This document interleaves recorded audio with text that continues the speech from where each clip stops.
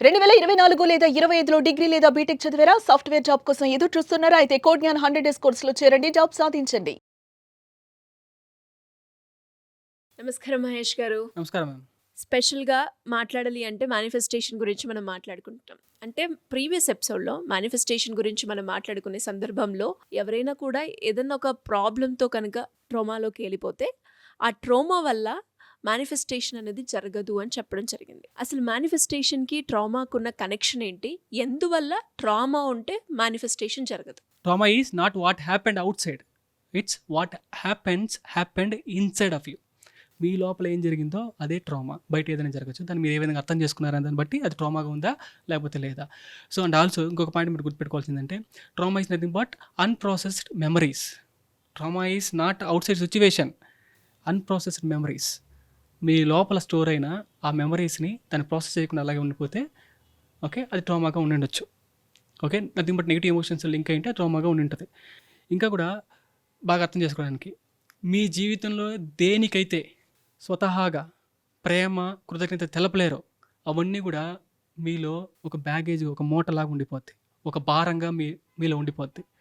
మీరు దేనికైతే మీ జీవితంలో చిన్నది కావచ్చు, పెద్దది కావచ్చు, మనుషులు కావచ్చు, సిచ్యువేషన్స్ కావచ్చు, దేనికైతే మీరు కృతజ్ఞత కావచ్చు, ప్రేమ కావచ్చు, జెన్యున్గా తెలుపగలుగుతారో అది మీకు ట్రామాగా ఉండదు, బ్యాగేజ్గా ఉండదు, భారంగా ఉండదు, మీకు అన్లిమిటెడ్ ఫ్యూయల్గా ఉంటుంది. అంటే మీకు ఎలా ఉంటుంది, ఒక ఇంధనంగా పనిచేస్తుంది, అది మిమ్మల్ని ముందుకు పుష్ చేస్తుంది. ఈ ట్రామాని హీల్ చేసుకోకపోతే, ఈ అన్ప్రాసెస్డ్ మెమరీస్ అంతా కూడా హీల్ చేసుకోకపోతే, క్లియర్ చేసుకోకపోతే ఏం జరుగుతుందో తెలుసా? ఫెరారీ కార్ ఉంది మేడం, హ్యాండ్ బ్రేక్ వేసి ఉంది, ఎంత ప్రెస్ చేసినా యాక్సిలేటర్ ముందుకు పోద్దా? పోదు. మీరు ఎంత హార్డ్ వర్క్ చేసినా అవుటర్ రియాలిటీలో ఈ ట్రామా ఇవన్నీ కూడా హ్యాండ్ బ్రేక్ లాంటిది, స్టక్ చేస్తుంది మిమ్మల్ని. ఎంత హార్డ్ వర్క్ చేసినా ముందుకు పోరు. You attract your unhealed trauma in your relationships. మీరు యూజువల్గా మీ లోపల ఏ ట్రామా అయితే ఉందో, ఏ ట్రామాని అయితే మీరు హీల్ చేయలేదో, దాన్ని కంటిన్యూస్గా మీ యొక్క ఇంటిమేట్ రిలేషన్షిప్లో అటాక్ చేస్తూ ఉంటారు. పర్టికులర్గా ఇంటిమేట్ రిలేషన్షిప్లో నథింగ్ బట్ ఇంటిమేట్ రిలేషన్షిప్ అంటే నథింగ్ బట్ ఏంటి? మ్యారేజెస్లో లైఫ్ పార్ట్నర్ విషయంలో మీరు అలాంటి వ్యక్తులను మీరు అటాక్ చేస్తూ ఉంటారు. ఓకే, ఇక్కడ 3 విషయాలు మీరు గుర్తుపెట్టుకోవాలి. ట్రామా అంటే ఏంటి? 3 పదాలకు మీరు అర్థం తెలుసుకోవాలి. Trauma is a trait or behaviour that someone did that was painful, wrong or too much or not enough. క్లియర్గా తెలుగు అర్థం కావడానికి, మీకు నొప్పి అనిపించినా, మీ దృష్టిలో మీకు తప్పు అనిపించినా, మీకు టూ మచ్ అనిపించినా, లేకపోతే సరిపోలేదు నాట్ ఎనఫ్ అనిపించినా, ఒక మనిషి యొక్క ప్రవర్తన లేకపోతే లక్షణం. మీ దృష్టిలో మీకు నొప్పి అనిపించినా, మీకు తప్పు అనిపించినా, మీకు టూ మచ్ ఎక్కువైంది అనిపించినా, లేకపోతే తక్కువైంది అనిపించినా, ఒక మనిషి యొక్క యాక్షన్, బిహేవియర్, ప్రవర్తన లేకపోతే లక్షణం. ఎగ్జాంపుల్, క్రిటిసైజ్ చేయొచ్చు కానీ ఆ మనిషి ఆ టైంలో అంతమంది ముందు అంతగా క్రిటిసైజ్ చేసి ఉండకూడదు. కానీ మీకు ఎలా అనిపించింది? ఆ టైంలో నొప్పి అనిపించింది, లేదంటే మీ దృష్టిలో మీకు ఏమనిపించింది? తప్పు అనిపించింది, లేదంటే మీకు ఎలా అనిపించింది? చెయ్యొచ్చు కానీ ఏమండి ఆ మాత్రం క్రిటిసైజ్ చేయరా పేరెంట్స్ అన్నాక, లేకపోతే బాస్ కావచ్చు, లేకపోతే బయట వాళ్ళు కావచ్చు, క్రిటిసైజ్ చేస్తారండి. మీరు ముందు పోయేటప్పుడు 10 మంది క్రిటిసైజ్ చేస్తారని చెప్పాను నేను. చేయొచ్చు కానీ మహేష్ గారు అంతా చేసి ఉండకూడదు, టూ మచ్ చేశారు. ఓకే, దీన్నే ట్రామా అంటాం. Trauma is a trait or behaviour that someone did that was painful, wrong, too much or not enough. గుర్తుపెట్టుకోండి. నెక్స్ట్ ఇంకోటి ఏంటంటే కోపింగ్ మెకానిజం.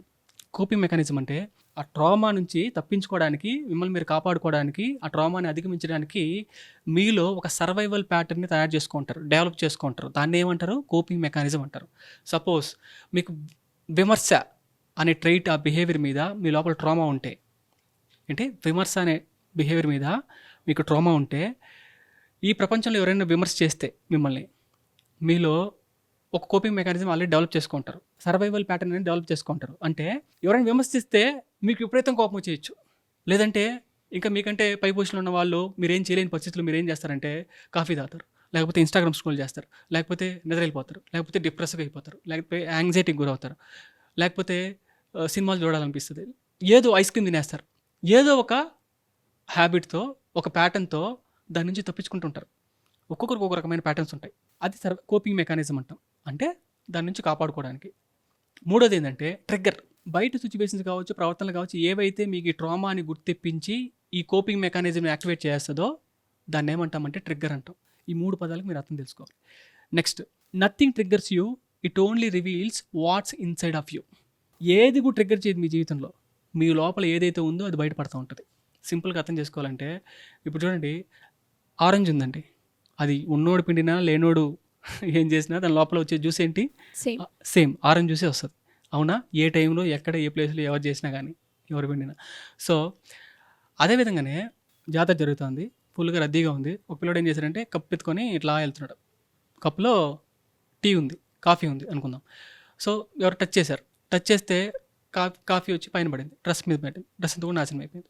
అతను కోపం వచ్చింది, అసలు చూసుకోలేవా అని చెప్పి అడిగాడు, తిట్టాడు, గొడవ పడ్డాడు, అరిచాడు. ఓకే, కానీ వాడు అడిగిన క్వశ్చన్ ఏంటంటే, ఫస్ట్ నువ్వు కప్పు తీసుకొచ్చావు బాగానే ఉంది, కప్పులో కాఫీ ఎందుకు పోసుకొచ్చావురా అని చెప్పి. అంటే విషయం ఏంటంటే, మీ లోపల కోపం ఉందనుకోండి, మీ లోపల బాధ ఉందనుకోండి, మీ లోపల భయం అనేది పేర్కొని ఉంటే బయట సిచ్యువేషన్స్, బయట పరిస్థితులు కావచ్చు, బయట మనుషులు కావచ్చు, వాళ్ళ యొక్క బిహేవియర్స్ ద్వారా, వాళ్ళ యొక్క మాటల ద్వారా మీ లోపల ఏది ఉందో అది ట్రిగ్గర్ అవుతూ ఉంటుంది. ఓకే, కాఫీ పడినట్టే ఇప్పుడు దాంట్లో నీళ్ళు ఉంటే నీళ్ళు పడుతుంది, అసలు ఏం లేకపోతే ఏం పడదు. ఓకే, అదేవిధంగానే ఐస్ క్రీమ్ ఉంటే ఐస్ క్రీమ్ పడుతుంది, చల్లగా అనిపిస్తుంది. ఓకే, లవ్ ఉంటే లవ్వే చిందుతుంది. అరే నువ్వు అలా మాట్లాడేదానికి చాలా థ్యాంక్స్ అంటారు, అలా జరిగిందని నాకు చాలా థ్యాంక్స్ అని యూనివర్స్కి చెప్తారు. అదే మీ లోపల ద్వేషం, ఇలాంటి నెగిటివ్ ఎమోషన్స్ ఒక స్టోర్ అయి ఉంటే, అంతే ట్రామాగా ఉంటే ఆటోమేటిక్గా ఏం ట్రిగ్గర్ అవుతుంది, ఏం బయట వస్తుంది? ఆరెంజ్ జ్యూస్ వస్తుందా? రాదు. టాక్సిసిటీ అనే విషయం అనేది బయటకు వస్తుంది. ఓకే, దీన్ని మీరు హీల్ చేయకపోతే మీ యొక్క రిలేషన్షిప్లో కావచ్చు, పర్సనల్ లైఫ్లో, ప్రొఫెషనల్ లైఫ్లో ఇలాంటి క్యారెక్టరిస్టిక్స్ని, ఇలాంటి బిహేవియర్స్ని మీరు అట్రాక్ట్ చేస్తూనే ఉంటారు. కంట్రోల్ చేసే వ్యక్తులు, డామినేటింగ్ చేసే వ్యక్తులు, కోపిస్టులు, ఇలాంటి వ్యక్తుల దగ్గర నేను వెళ్ళకూడదు అనుకొని మీరు ట్రై చేస్తూ ఉంటారు. ఫైనల్గా అలాంటి ఇంట్లోకి వెళ్తారు, లేదంటే అలాంటి బాస్ దగ్గరికి మీరు వెళ్తారు, లేదంటే మీ చుట్టూ కూడా అలాంటి వాతావరణమే ఉంటుంది.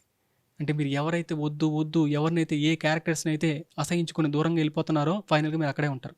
ఆ క్యారెక్టర్స్ కావచ్చు, లేదంటే ఆ ప్రవర్తన, లేకపోతే ఆ ట్రామా కావచ్చు, దానికి ఆపోజిట్గా ఎవరైనా దాన్ని ఎక్స్ప్రెస్ చేస్తే, ఓకే, దానికి ఆపోజిట్గా ఉండడానికి ట్రై చేస్తూ ఉంటారు. అంటే సపోజ్ కంట్రోలింగ్ ఎవరైనా చేస్తూ ఉంటే, మీకు ఆ ట్రామాగా ఉంటే, కంట్రోలింగ్ ట్రైట్ మీద ట్రామా ఉంటే, మీరు కంట్రోల్ చేయడం తప్పు అనేది మీరు ఉంటారు, అవాయిడ్ చేస్తూ ఉంటారు. అలాంటి కంట్రోలింగ్ నేచర్ దగ్గర నుంచి తప్పించుకోవడానికి, కాపాడుకోవడానికి మీరు దాక్కుంటుంటారు. లేకపోతే ఆపోజిట్గా మీరు ఉంటారు. అంటే సపోజ్ రిజెక్షన్ మీద, అంటే తిరస్కరణ అంటే మీకు భయం ఉంటే, తిరస్కరణ మీద మీకు ట్రామా ఉంటే, మీరు దానికి ఆపోజిట్గా ఉండడం అంటే అర్థం ఏంటంటే, మీరు కంప్లీట్గా యాక్సెప్ట్ చేస్తే వెళ్ళిపోతారు మనుషుల్ని. దాన్ని ఏమంటారంటే పీపుల్ ప్లీజింగ్ నేచర్ అంటాం, దాన్ని కోపింగ్ మెకానిజం కూడా అంటాం. అంటే నో చెప్పలేరు, ఎవరు ఏమన్నా కానీ ఎక్కడ వదిలేసి వెళ్ళిపోతారు భయంతోనే, అది ఆఫీస్లో కావచ్చు, ఇంట్లో కావచ్చు, అదే నేచర్తోనే ఉంటారు. దీనివల్ల ఏం జరుగుతుందో తెలుసా? ఆపర్చునిటీస్ కోల్పోతారు, ఓకే, రెస్పెక్ట్ని కోల్పోతారు, అండ్ ఆల్సో మీ మీద మీకు మర్యాద అనేది ఉండదు, వాల్యూ అనేది కోల్పోయినట్టు మీకు అనిపిస్తుంది, స్టక్ అయినట్టు అనిపిస్తుంది, జీవితంలో స్టక్ అయిపోయినట్టు అనిపిస్తుంది. బ్యాడ్ న్యూస్ ఏంటంటే ఇది హీల్ చేసుకోవచ్చు. ఓకే, దానికి పర్ఫెక్ట్ ప్రాసెస్ అనేది నా క్లాసెస్లో నేను చేపిస్తాను. ఎప్పుడైతే హీల్ చేసుకుంటారో, ఆ ట్రామాస్ అంతా కూడా క్లియర్ చేసుకుంటారో, ఇంకా మీదట మీకు ఆటోమేటిక్గా అలాంటి ట్రైట్స్ ఆర్ బిహేవియర్స్ మీద గ్రాటిట్యూడ్ అనేది వస్తుంది. ఆ మెమరీస్ అంతా కూడా ప్రాసెస్ అయిపోయి ఉంటుంది.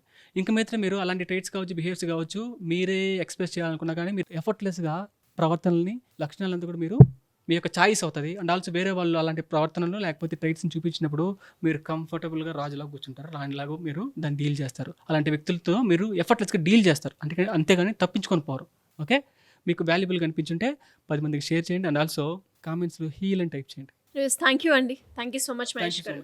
చూశారు కదండి వీడియో. ఈ వీడియోపై మీ అభిప్రాయాన్ని కమెంట్ బాక్స్లో పోస్ట్ చేయండి. ముఖ్యంగా మీరు కనుక మహేష్ గారి క్లాస్కి అటెండ్ అవ్వాలి అనుకునేటువంటి వాళ్ళు ఎవరైనా సరే, November 5th నుంచి బ్యాచ్ స్టార్ట్ అవబోతోంది. సో ఎన్రోల్ చేసుకోవాలి అనుకునేటువంటి వాళ్ళు స్క్రీన్ మీద కాంటాక్ట్ నెంబర్ కనిపిస్తుంది, దానికి మీరు కాల్ ఆర్ మెసేజ్ వాట్సాప్ చేసి వెంటనే ఎన్రోల్ చేసుకోండి. అండ్ ఈ వీడియోపై మీ అభిప్రాయాన్ని కమెంట్ బాక్స్లో పోస్ట్ చేయండి. ఇలాంటి మరిన్ని వీడియోస్ కోసం మా ఛానల్ ఫాలో అవ్వండి. Thank you. సుమన్ టీవీలో మీ పర్సనల్ అండ్ బిజినెస్ ప్రమోషన్స్ కోసం కింది నెంబర్కి కాంటాక్ట్ చేయండి.